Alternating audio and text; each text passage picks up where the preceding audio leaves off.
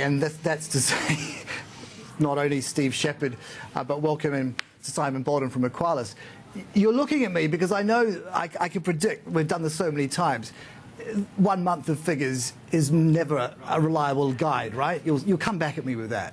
No, I think that the trend is undeniable. You know, the unemployment rate has been creeping through the second half of the year. Participation rate has been also declining. So those things are still being followed, I think, as a trend that we've seen through the year. So whilst there are no surprises, it's that figure of jobs created that I think confuses people, and the unemployment rate. We'll go inside that one. Jobs created, Steve. When you see such a healthy build in full-time work, is that also part of a trend with what we were just hearing Simon say? What's been happening month on month to full and part-time work? Well, we've seen this kind of jumping around. I think I made this comment last month, is that, you know, when we see, you know, an increase in part-time work a month, we see an increase in full-time work the month of it, and it seems to have been the balance all year. That's probably one of the biggest full-time numbers we've seen in some time, though. But it's not enough from what I just detect from you saying there. Would you agree that, Simon, that it's just one blowout number doesn't imply a trend? Well, the trend is that it's been rising, Carson. You know, this number comes after 11 others through the year that has shown that there's going to be a decline in employment. You know, some economists were saying 6% by the end of the year. We've kind of come in at 5.8.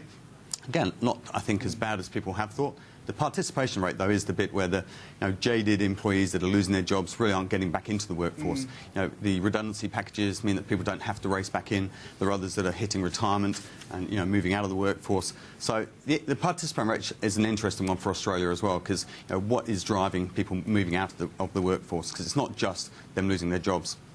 But you don't take any succor from the fact that there is that overweight 15,500 full-time element to this release versus now we're learning 5,500 part-time workers.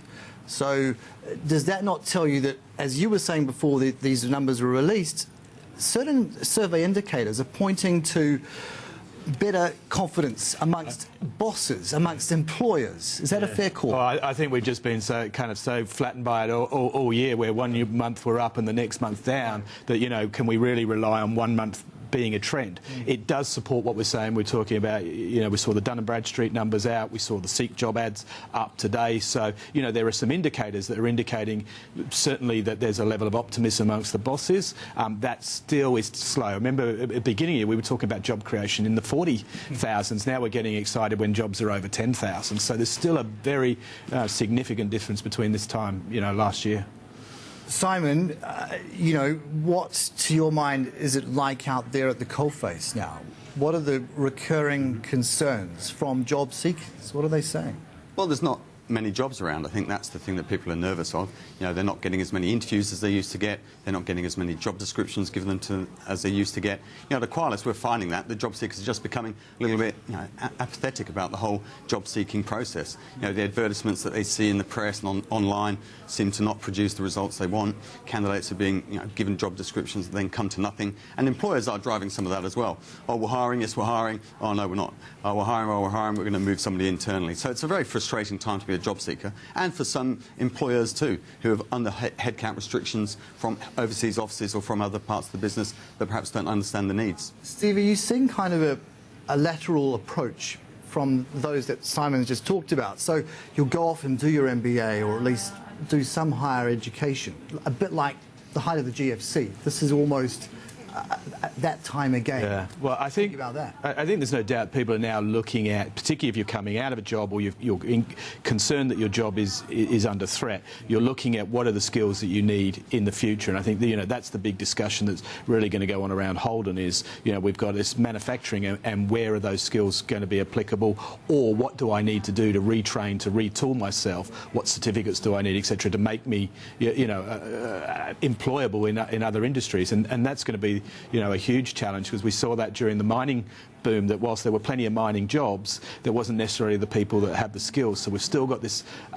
employer base that's looking and saying, I value experience over somebody who's trained, but if you're not working in that industry, how do you get that experience? And so, you know, you can go and do an MBA, you can do whatever training you like, but at the end of the day, employers are saying, have you worked here? What is the experience you've got in that area? And that's a change that needs to happen. I'm getting the wrap up. Just before we lose you, Simon Boulton, finally, just put the next couple of months into context.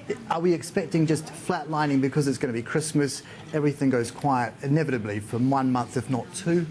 There is a slowdown, Carsten. I think that, hiring processes that haven't started aren't going to start, but there is always a rush for the line with processes that started a few months ago. And I think also, with these seasonal adjustments, we'll see that the part-time employment will rise. With the retail sales, the typical Christmas part-time roles coming up, I think they'll be the two next things that we'll see happen. Because to count as employed part-time, you can basically have to work how many hours a week? Putting on the spot.